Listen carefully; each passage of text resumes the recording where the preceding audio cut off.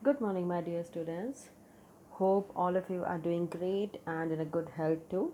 So, we are reading the chapter that is Glorious India Bharat, beginning to 1206 AD. So far, we have completed the Mahajanpad period, that was 600 to 325 BC.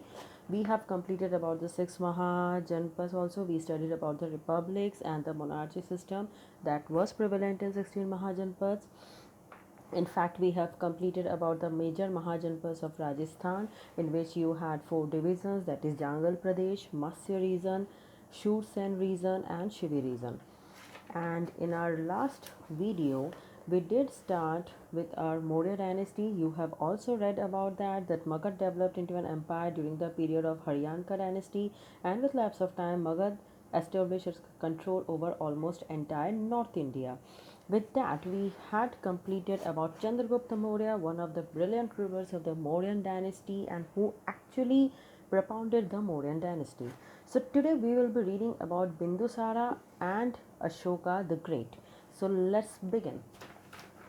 See, always remember this thing that the Mauryan rulers, when it comes to the main Mauryan rulers, there are mostly three rulers. Chandragupta Maurya, his reign was from 322 BC to 298 BC. He was the first emperor who actually propounded the Mauryan dynasty. Dynasty, what do you mean by dynasty? Dynasty का मतलब होता है वंश.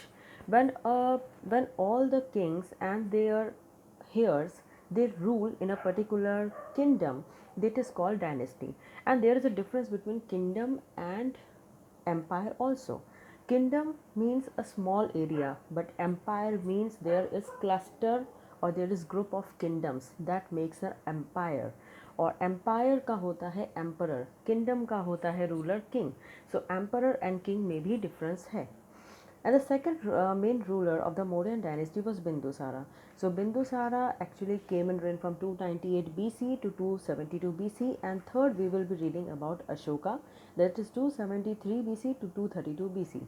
So let's begin our chapter today with Bindusara, second prominent ruler of Mauryan dynasty. He was the son and successor of Chandragupta Maurya. Other than Bindusara, we do not really get any other successor's name with Chandragupta.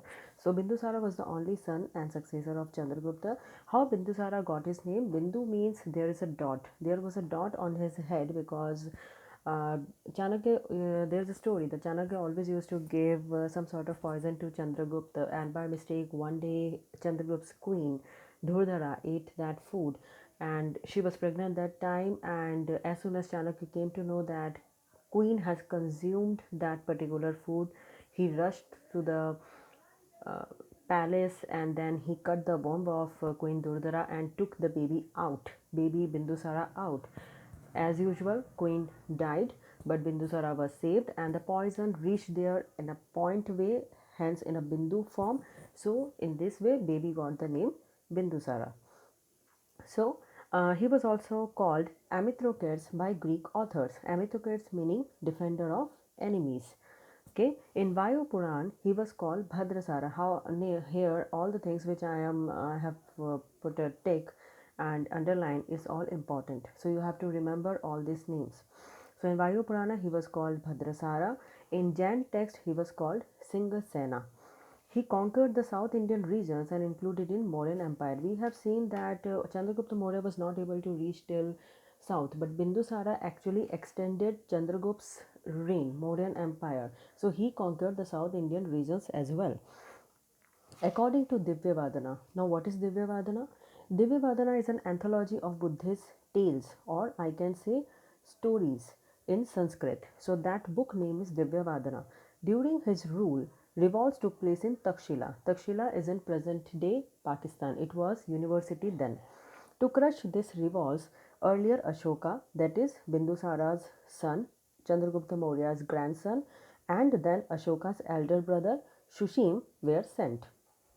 So Takshila got some revolts, and during that time, Ashoka was sent to Takshila, and he was able to curb the revolts to a good extent. Then Greek ruler. In some places it is written about Syrian ruler. So the Greek ruler Antiochus first appointed Demetrius as his ambassador. So again here you have to remember who appointed Antiochus. Antiochus first appointed an ambassador. Ambassador means Rajdut. What was the name of this ambassador? Demetrius as his ambassador. Then Egyptian king Philadelphus, also known as Ptolemy II, sent his ambassador Dionysius in his court. Here, this both are important because very short question can be prepared in it that who was Demetrius and Dionysius. So they both were ambassador. Demetrius was Greek ambassador and Dionysius was Egypt, Egyptian ambassador. So we can understand that Bindusara has made friendly relations with both these countries. So that means he had a trade relations and friendly relations with not only in India but among the other parts of the world as well. So that's cover our Bindusara. So only this much is written in your book about him, but again very important. There may be a short question asked about Bindusara, so this is enough to write. Let's now move forward with Ashoka. Before that, as you know, that we have main Mauryan rulers Chandragupta Maurya, Bindusara, Ashoka. We have completed Chandragupta Maurya, Bindusara. Now let's begin with Ashoka. So Ashoka, third important ruler of Mauryan dynasty, time period was 273 BC to 232 BC. Let's learn some basics about Ashoka and it will in a way will be revision for you when we will cover the things which is written in your book. So after Bindusara's death in 273 BC, there was 4-year succession conflict. That means as you know that Chandragupta's here was only Bindusara. Chandragupta had one more son by name Justin from Helena, but we do not get his description anywhere. But it was not the case with Bindusara. Bindusara has many sons. They say he had more than 100 sons. So there was a succession conflict. कौन राजा बनेगा इसको लेके उनमें आपस में ही लड़ाइयाँ चल रही थी. So ये चला कम से कम 4 साल. So 273 के बाद में 4 साल succession conflict चला. According to Divyavadana, now what is Divyavadana? We just read that Divyavadana is a Buddhist text. Bindusara wanted his son Shushim, who was the elder son, to succeed him. But Ashoka was the choice of Bindusara's minister. So we can understand that Ashoka's ability of administration and military powers was really good because Bindusara's ministers want Ashoka to take care, but Bindusara himself want Shushim to succeed him. With the help of a minister named Radha Gupta, and after killing 99 brothers, Ashoka finally acquired the Magadha throne. So, in a way, like Chandragupta Maurya was helped by Chanakya, in the same way, Ashoka was helped by a Brahman named Radha Gupta. And it is also written in some texts that Ashoka actually killed his 99 brothers to get the throne. So that time Ashoka was also known as Chand Ashok because he was behaving like a Chandal that time. So it is also written in some of the texts that he actually did this sort of thing. So you have to remember that he was held by Radhagupta. Then Ashoka was the viceroy of Takshila and Ujjain during the rule of Bindusara. We just read that Takshila was having revolt and Ashoka was sent there. So he made, so Bindusara made him viceroy of Takshila and Ujjain. Ashoka ruled from 268 BC to 232 BC. We have just read that it was a 4-year succession conflict was happening. So ideally his reign actually started from 268 BC till 232 BC. He died. The Mauryan Empire reaches its zenith. Zenith means pinnacle, extreme heights under him and became one of the greatest empire of the world, not only in India but in the world. So this emperor was really able to take Mauryan Empire to its pinnacle, and that is the reason we call him Ashoka the Great, and we will know about him much more. Okay, so he died in 232 BC. So this man, he died in 232 BC.